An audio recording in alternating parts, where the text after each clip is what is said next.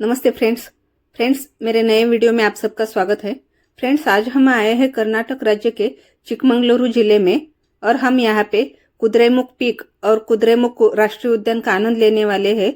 तो friends, video को पूरा देखिए और अगर आपको ये वीडियो पसंद आए तो इसे लाइक, शेयर और सब्सक्राइब करना मत भूलिए। फ्रेंड्स, कुद्रेमुख ये जो है ये एक नेशनल पार्क है। ये भारत का सबसे बड़े जो वन्यजीव संरक्षण क्षेत्र है उनमें से ये 2 नंबर का है। यहाँ पे आप पूरे पर्वतमाला ही देखोगे और ये जो है ये पूरे 600 किलोमीटर में फैला हुआ है। 1987 में इसे राष्ट्रीय उद्यान घोषित किया गया था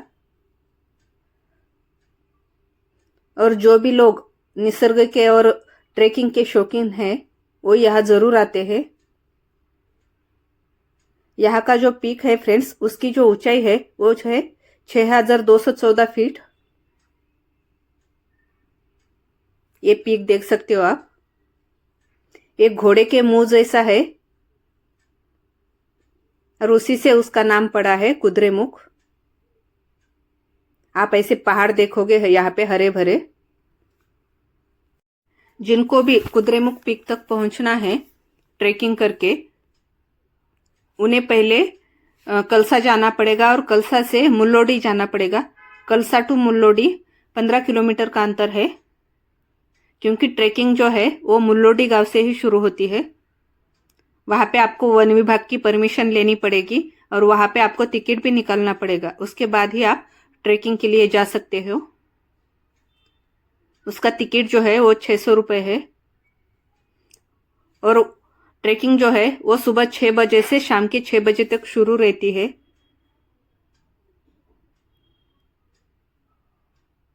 वहां पे आपको प्लास्टिक की कोई भी चीज साथ में लेके नहीं जाने देते।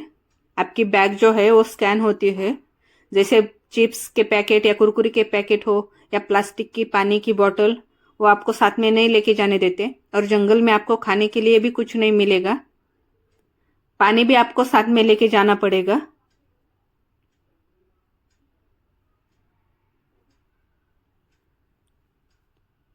छुट्टियों के दिन में ज्यादा भीड़ रहती है यहाँ पे। इस जंगल में आप सांप और जोक बहुत देखोगे। तो अगर आप ट्रेकिंग के लिए जा रहे हो तो डेटॉल या सेवलॉन बॉडी को लगा लो। बहुत सारे प्राणी आप अलग अलग यहाँ पे देख सकते हो।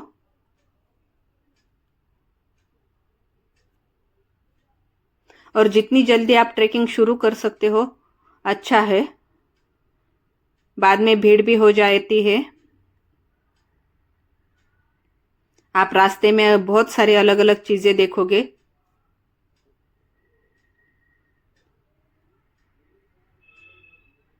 सच में ये प्रकृति का नजारा खूबसूरत नजारा है। यहाँ पे 3 नदियों का उगम होता है, तुंगभद्रा, भद्रा और नेत्रावती। और बारिश के दिनों में आपको ये नदियां पार करनी है तो वन विभाग की तरफ से रस्सी बांधी जाती है। उसको पकड़ के आप ये नदियां पार कर सकते हो। देखो कितने सुंदर मनमोहक दृश्य आपको यहाँ पे देखने को मिल रहे।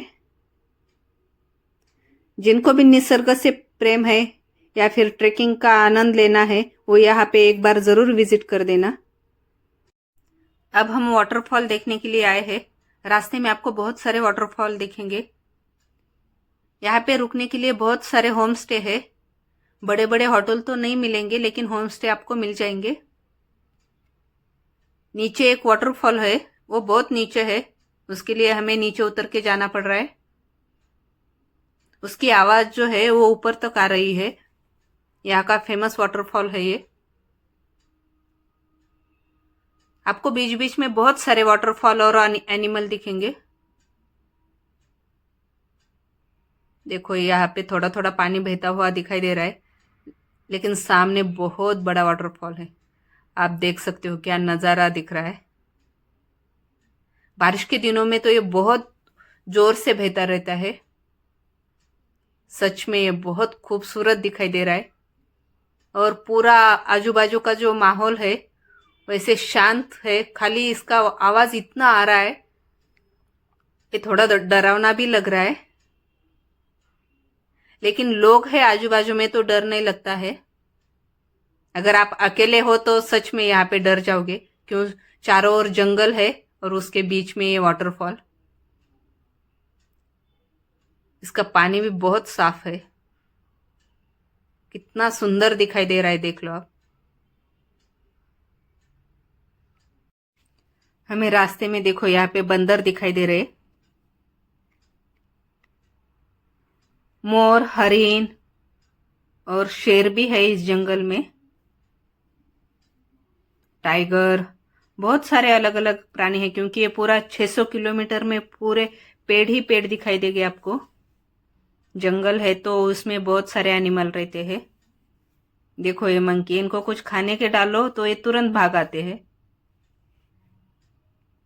कोई भी गाड़ी रुकती हुई दिखे इनको तो वो गाड़ी के सामने आ जाते हैं।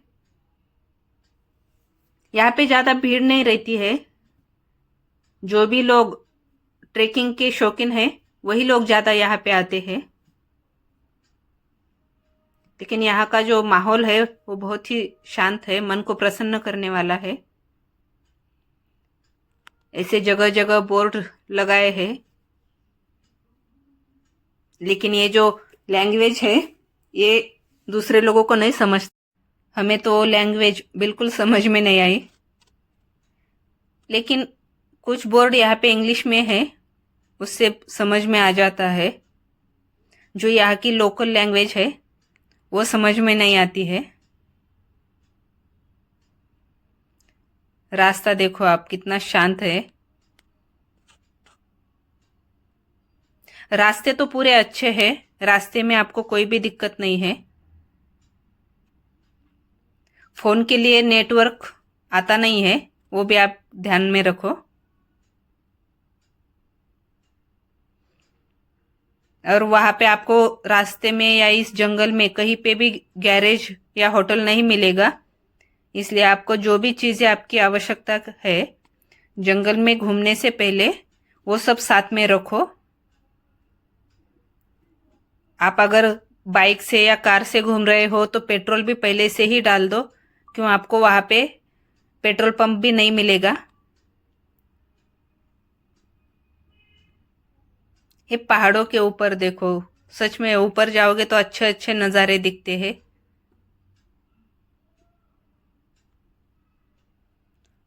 बहुत अलग अलग प्रजातियों के पेड़ है यहाँ पे। जब बारिश होती है उन दिनों में ज्यादा ये हरे हरे दिखाई देते हैं, और फिर बादल छाए वाले रहते हैं तो अलग ही नज़ारा दिखता है। बाकी रिस्की तो कुछ भी नहीं है, लेकिन खाने पीने की चीजें जो है वो आप साथ में रखो, और इस जगह को एक बार जरूर विजिट कर देना। और वो कुद्रेमुख पीक तक आप पहुंचना, पूरा एक दिन तो आपको लगता है। वो जो पूरी चढ़ाई है वो 18 किलोमीटर की है। देखो ये पहाड़ अभी धूप के दिन है तो अभी हरे नहीं है ज्यादा, लेकिन बारिश के दिनों में अलग नजारा दिखाई देता है। यहाँ खाली भारत से ही नहीं तो विदेशी भी पर्यटक आते हैं, और उनके टिकट के जो रेट है वो अलग रहते हैं, भारतीयों के अलग है। और आप आ रहे हो तो कुछ 5-6 लोग मिलके ही आना, ट्रैकिंग के लिए जाना है तो। देखो बारिश के दिनों में ऐसे पहाड़ दिखेंगे आपको। 1-2 लोग ट्रैकिंग के लिए जाने की रिस्क मत लेना, क्यों जंगल है तो सेफ्टी भी इम्पोर्टेंट है। धन्यवाद फ्रेंड्स।